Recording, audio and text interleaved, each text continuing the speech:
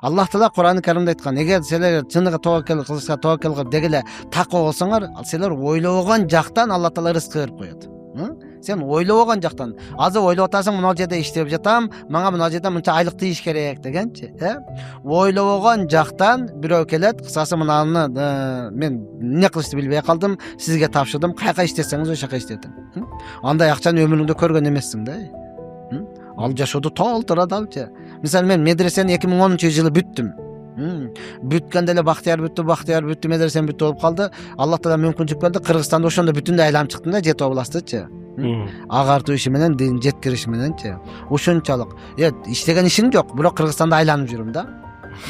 Иштеген ишиң жок, жумушуң жок.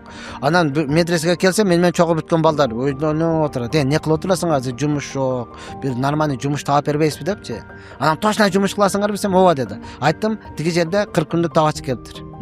Ошого азыр музакара өтүш керек, баян өтүш керек. Тиги жерде 3 күндүктөр аялдар мастуратор. Кайсыга барасың? Жок, биз неме, баягы дүйнөлүк жумуш деп атабыз депчи. А муну жумуш деп калган эмес да. Ошону эле кыла турган болсоң, Аллах халсонда сен иштегенден дагы жакшыраак нерсени бере берет. Ошол учурда мен көп айтып жүрдүм, бекер иште бекер жашайсың. Бекер иште бекер жашайсың депчи. Сен бул жакта диндин ишин бүтүрө бересиң, дүйнөлүк ишиңди Аллах Таала өзү бүтүрүп бере берет.